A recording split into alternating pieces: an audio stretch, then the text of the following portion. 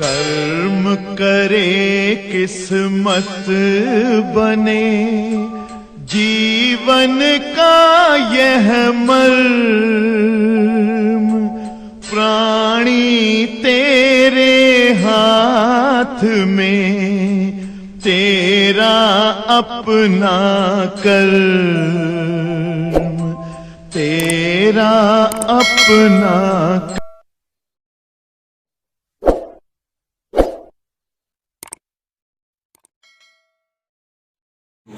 प्यारे बच्चों, हम लोग बहुत ही प्यारा चैप्टर पढ़ रहे हैं,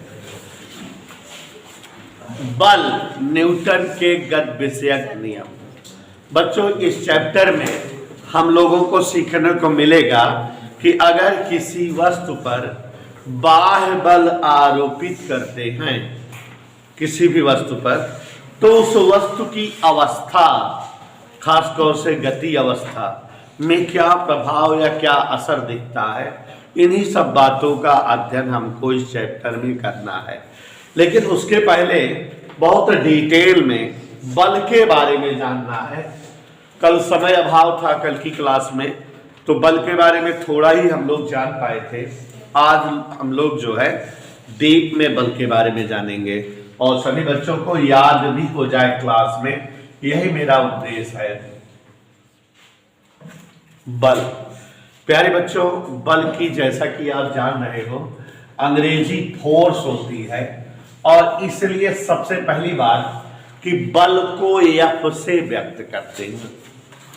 ऐसे पॉइंट वाइज समझिए, पॉइंट वाइज समझाए भी थे। बल को एफ से व्यक्त करते हैं। यह एक सदिश राशि है। बल बच्चों एक सदिश राशि है। बल को प्रकट करने हेतु परिमाण के साथ साथ दिशा की भी आवश्यकता होती है। बल एक सदिश राशि है। अब बच्चों, बल अगर किसी वस्तु पर आरोपित करते हैं तो हम देखे हैं कि वस्तु जो है अवस्था में बदलाव दिखाती है। अगर वस्तु गतिमान है तो रुक जाती है, विराम में आ जाती है, और अगर विराम में है तो गतिमान हो जाती है। तो बल की यहाँ एक परिभाषा बन गई कि बल वह बाह्य कारण है जो वस्तुओं की अवस्था में परिवर्तन लाता है। घुमा फिरा के अपने तरीके से बोल सकते हो, वस्तुओं की अवस्था में परिवर्तन लाने वाला बाह्य कारक बल कहलाता है। हम जिस बाह्य कारण से वस्तु की अवस्था बदल दें, गतिमान को विराम में कर दे या विराम को गतिमान कर दे, उसी जो है कारण को हम बल कहते हैं। अब यहाँ पर ध्यान दीजिए, एक और चीज बताए थे कि जैसे अगर कोई वस्तु रखी है तो किस अवस्था में है ये, अगर हम इसको धक्का मारे तो ये चलने लगती है, मान इसकी अवस्था बदल गई कि नहीं। तो किस कारण अवस्था बदली, जो धक्का लगा है, तो यही धक्का क्या हो गया, तो बल हो गया। तो हमने परिभाषा बनाई थी कि बल वह धक्का या खिंचाव है जो एक निकाय द्वारा दूसरे निकाय पर आरोपित होता है। तो बल के बारे में ये सब चीजें जाने थे। अब बच्चों, स्टेप टू स्टेप बल के बारे में आप सभी को याद रहे कि बल एक सदिश राशि है, नो डाउट याद हो गया। बल को एफ से व्यक्त करते हैं। बल वह बाह्य कारक है जो वस्तुओं की अवस्था में परिवर्तन करता है। बल वह धक्का या खिंचाव है जो एक निकाय से दूसरे निकाय पर। उसके बाद समझाए थे कि किसी वस्तु पर जब हम बल लगाते हैं तो ये दो चीजों पर डिपेंड करता है, वस्तु के द्रव्यमान पर और त्वरण पर। तो परिभाषा बनती है, किसी वस्तु पर आरोपित बल वस्तु के द्रव्यमान और त्वरण के गुणनफल के समान होता है। मतलब यह जो है सूत्र बन जाता है F बराबर m इंटू ए। बच्चों, इस सूत्र से बल का हम लोग कल मात्रक निकाले थे। बल का मात्रक जानते रहिए, m का मात्रक किलोग्राम, त्वरण का मात्रक मीटर पर सेकंड स्क्वायर। तो यम के यस पद्धति में मीटर किलोग्राम सेकंड पद्धति में बल का मात्रक किलोग्राम मीटर पर सेकंड स्क्वायर है और इसे हम शॉर्टकट में न्यूटन कहते हैं। बल का मात्रक किलोग्राम मीटर पर सेकंड स्क्वायर, या ये क्या होता है बच्चों, न्यूटन होता है, इसे हम न्यूटन भी कहते हैं। सीजीएस पद्धति में इसका मात्रक ग्राम सेंटीमीटर पर सेकंड स्क्वायर, या इसे ही हम डाई कहते हैं, ग्राम सेंटीमीटर पर सेकंड स्क्वायर, या इसे ही क्या कहा जाता है। तो बल के ये दो मात्रक थे, ये बड़ा मात्रक है, ये छोटा मात्रक। 1 न्यूटन का मान 10 की घात 5। इतना बातें समझ में आई। उसके बाद बच्चों बताए थे कि बल मुख्य रूप से 2 प्रकार के हैं। वैसे तो आप आगे की कक्षाओं में बहुत सारे बल पढ़ोगे, लेकिन यहाँ बल कितने प्रकार के पढ़ने को मिलेंगे, 2 प्रकार के, बैलेंस्ड एंड नॉन बैलेंस्ड। मतलब बेटा ध्यान से समझो, बल संतुलित बल और असंतुलित बल, बैलेंस फोर्स और नॉन बैलेंस फोर्स। अब देखो जरा इसको समझाने का तरीका मेरा और आप समझ में भी आ जाएगा। जैसे अगर हम यहाँ खड़े हैं, ठीक है, हमारे पेट में रस्सी बांधे और एक लड़का इसे इधर खींचे हमको तेजी से, हम घसीटने लगे उधर की नहीं, पक्का पक्का। एक लड़का पेट में मेरे रस्सी बांध के इधर खींचने लगे हमको, एक लड़का इधर खींचने लगे रस्सी बांध कर, एक लड़का रस्सी बांध कर इधर, एक ऐसे पीछे की तरफ इधर इधर। तो अब आप देखो हमारे पेट पे कई सारी रस्सियां और कई सारे लड़के इधर उधर खींचे हैं। क्या किए हैं सब लोग, खींचे हैं हमको, माने सब हम पर बल लगाए हैं कि नहीं। और अगर एक लड़का हेमुर खींचे बा, एक हेमुर खींचे बा, एक हेमुर, एक हेमुर, देयर आर सो मेनी बल लगाएंगे आदमी, मेरे ऊपर बहुत सारे बल लगे हुए हैं। और अगर हम यहीं कहीं एकदम आराम से खड़ा रहे, नहीं हेमुर सर की, नहीं हेमुर सर की, नहीं हेमुर, नहीं हेमुर, नहीं हेमुर, माने हमारे ऊपर जितना बल लगा है सबके कौनो प्रभाव है ना पड़ता, लगाए गए समस्त बलों का प्रभाव शून्य है, हमारी अवस्था में कोई परिवर्तन नहीं बन रहा हो, तो ऐसे बल को समझ में आया। तो यदि किसी वस्तु पर कई बल लगे और समस्त बलों का परिणामी शून्य हो, यदि जिन बलों के प्रभाव से वस्तु में कोई भी विस्थापन ना हो, अवस्था बदलाव ना हो, उसी बल को या वैसे ही बल को संतुलित बल कहा जाता है। नाम से परिभाषा बन जाती है फिजिक्स के नहीं, फिजिक्सिया बेरी सरल सब्जेक्टवा, परिभाषा नाम से ही बन जाती है। नाम से परिभाषा बन गई कि नहीं। किसी वस्तु पर लगे हुए सभी बल जिनका परिणामी शून्य हो, जिन बलों के प्रभाव से वस्तु में कोई विस्थापन ना होता हो, वही बल क्या कहलाते हैं, समझ में आया। और अब अगर मान लीजिए हम पर बल लगे हो, हम कहते घिसकर चला जाता है, ठीक है, मतलब जो ना सारे बल के ताकत शून्य बा, या कहते बल के प्रभाव बनत बा, तब हम इधर कहीं छूटत है। तो यदि किसी वस्तु पर लगे समस्त बलों का परिणामी शून्य ना हो, वस्तु में जिन बलों के प्रभाव से विस्थापन हो, वही बल असंतुलित बल कहलाते हैं। समझ में आया। परिभाषा बना लोगे कि नहीं। किसी वस्तु पर लगे ऐसे समस्त बल जिनका परिणामी, जिन बलों के कारण वस्तु में कोई, वही बल, और जिन बलों के प्रभाव से वस्तु में विस्थापन हो, जिन बलों का परिणामी शून्य ना हो, वे बल क्या कहलाते हैं। मजा आई। अब देखो बल के बारे में एक ही चीज और जानना है, बाकी कुछ भी नहीं है। वो क्या है थोड़ा सा अलग करके बता रहा है, ये भी देख लो, है ना।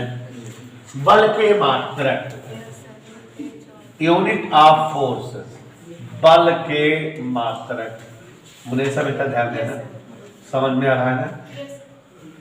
यूनिट ऑफ फोर्स,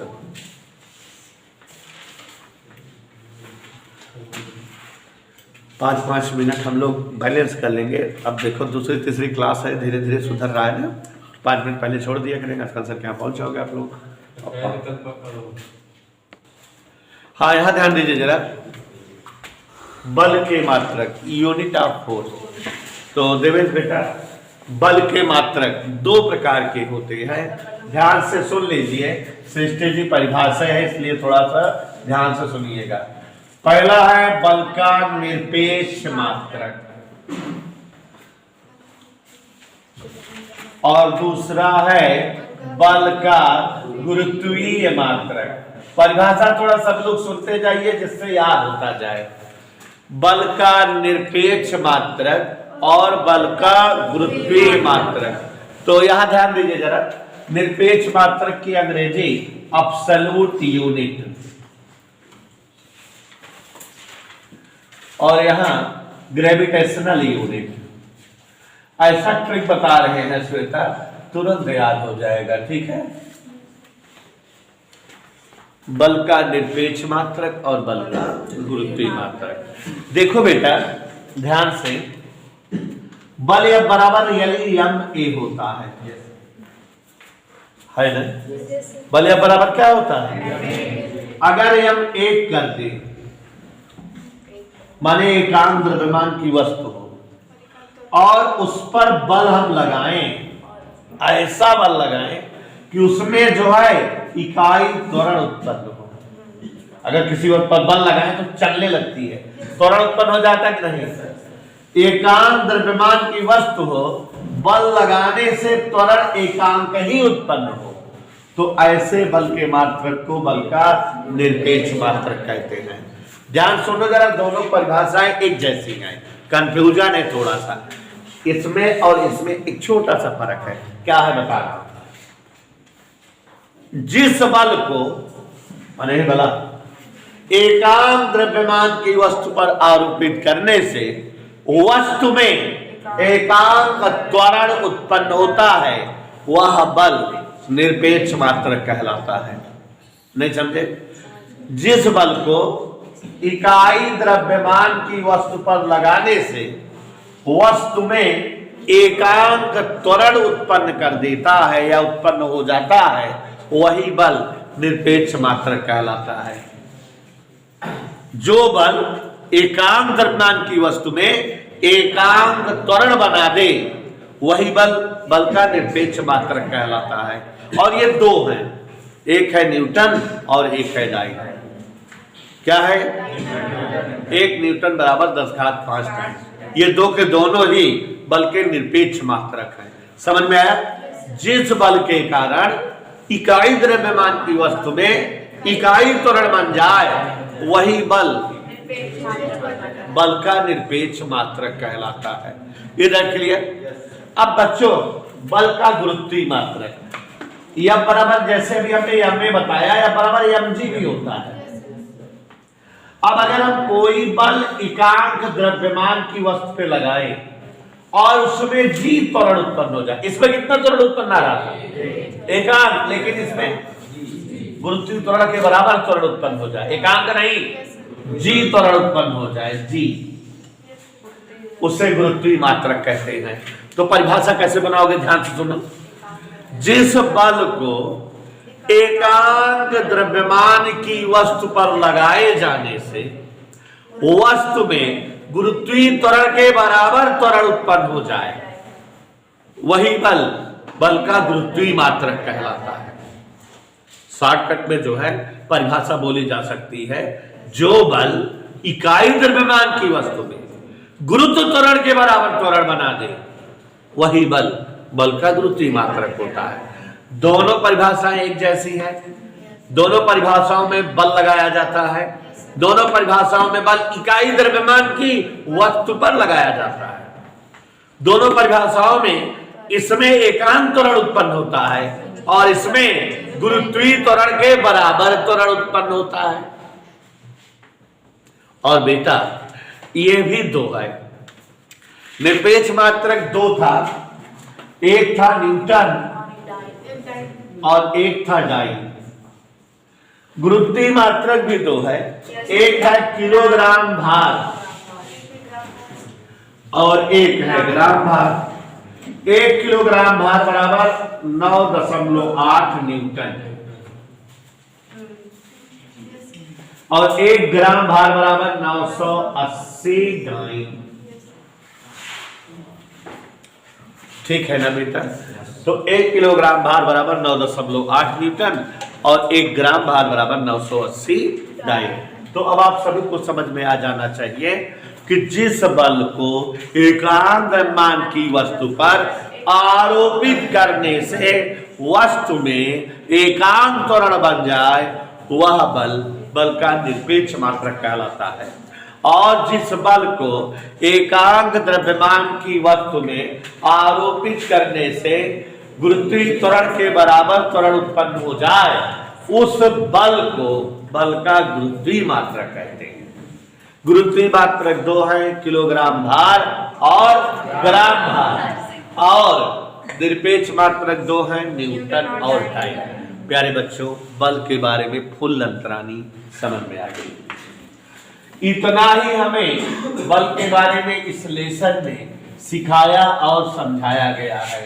अब हम लोग एक नए टॉपिक का वर्णन करने चल रहे हैं, आपके सामने रखने जा रहे हैं। यहां पर ध्यान दीजिए, जड़त्व। ध्यान से समझिए, बीएससी थर्ड ईयर की मैथ में ये चैप्टर है जो यहां जो है आप फिजिक्स में पढ़ रहे हो। जड़त्व की अंग्रेजी होती है इनर्सिया।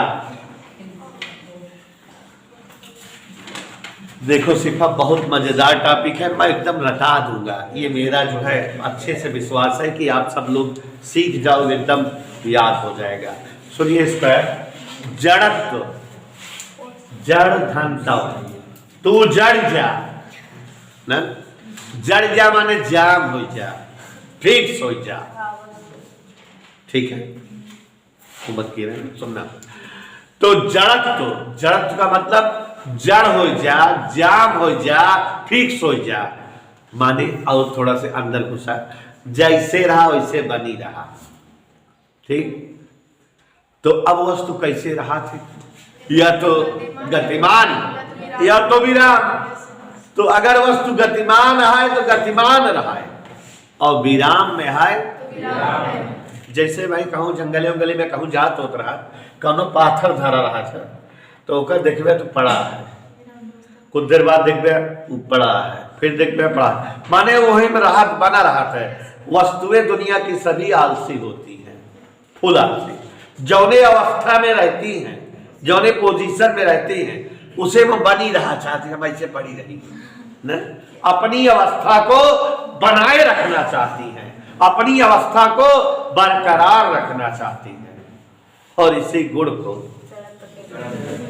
वस्तुएं अपनी अवस्था को बनाए रखने का जो गुण रखती हैं, उसी गुण को पढ़ी लिखी भाषा में वस्तुएं अपनी अवस्था को बरकरार रखती हैं, अवस्था को बनाए रखती हैं।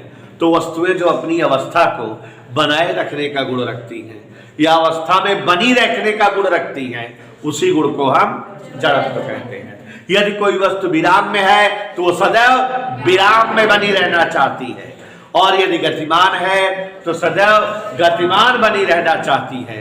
वह अपनी अवस्था को बनाए रखने का गुण रखती है। इसी गुण को कौन सा गुण कहते हैं? इसको उल्टा भी समझा जाता है कि जैसे अगर कोई वस्तु विराम में बनी रहना चाहती है, इसको दूसरे तरफ कैसे बोलोगे कि माने वो चाहत विराम में रही, माने अपने अवस्था में परिवर्तन अगर करा चाह तो उसका विरोध करा था, अवस्था परिवर्तन ना चाह। तो दो तरह से परिभाषा बोली जाती है। वस्तुएं अपनी अवस्था को बनाए रखने का गुण रखती हैं, अथवा अवस्था में होने वाले परिवर्तन के विरोध करने का गुण रखती हैं। चाहत है कि हमारा अवस्था न बदले, हम जैसे ही वैसे बने रही। तो देखो, वस्तुओं का अपनी अवस्था को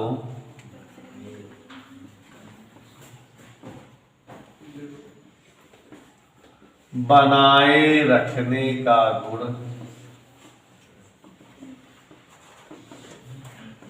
इधर क्लियर?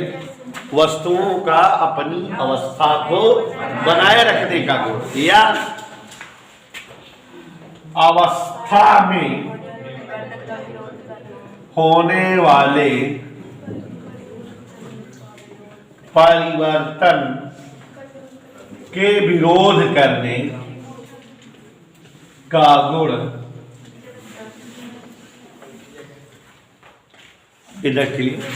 अब बच्चों, जड़त्व का गुण दो प्रकार का होता है, गति का जड़त्व, विराम का जड़त्व। परिभाषा इसी से बना सकते हो, आपको हमें अलग से नहीं समझाना पड़ेगा। गति का जड़त्व, इनर्शिया ऑफ मोशन, विराम का जड़त्व, इनर्शिया ऑफ रेस्ट। अभी देखो, एक मिनट फिर से सुनना, फिर से बताएं। जड़त्व की दो दो परिभाषा बताए, मेरी बात ध्यान सुनना, कोई बोलना नहीं है। वस्तुओं का अपनी अवस्था को बनाए रखने का गुण जड़त्व कहलाता है। दूसरा बताए, वस्तुओं का अपनी अवस्था में होने वाले परिवर्तन के विरोध करने का गुण जड़त्व कहलाता है। अब यही जो अपनी अवस्था है, यहीं पर अगर हम गति शब्द जोड़ देंगे, वस्तुओं का अपनी गति अवस्था में विरोध करने का गुण या गति अवस्था को बनाए रखने का गुण, वस्तुओं का अपनी गति अवस्था को बनाए रखने का गुण या गति अवस्था में होने वाले परिवर्तन के विरोध करने का गुण। जो अभी तक अवस्था बोल रहे थे उसको अगर हम गति अवस्था बोल दें तो गति का जड़त्व परिभाषा बन जाएगा, और अगर विरामावस्था बोल दे तो विराम के जड़त्व का परिभाषा बन जाएगा।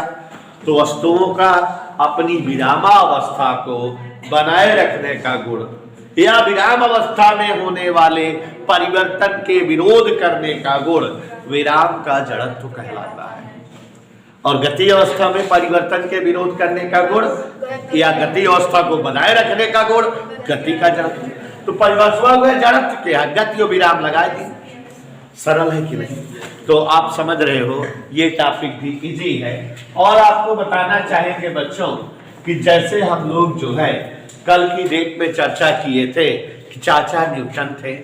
चाचा न्यूटन ने एक किताब लिखी है प्रिंसिपिया, और उसमें वस्तुओं की गति और गति पर बल का प्रभाव से संबंधित टॉपिक रिसर्च करके लिखा है।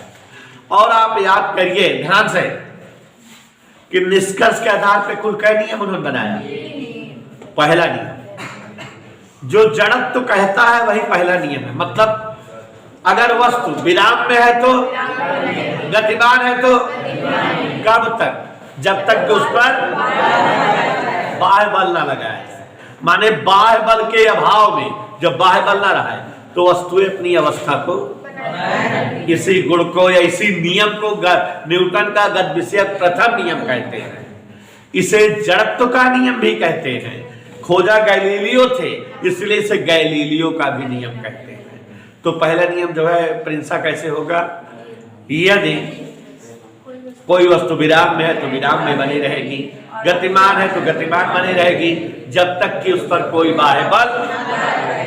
दूसरी तरफ कैसे बोलोगे, बाह्य बल के अभाव में वस्तुएं अपनी अवस्था को बनाए रखने का गुण रखती हैं।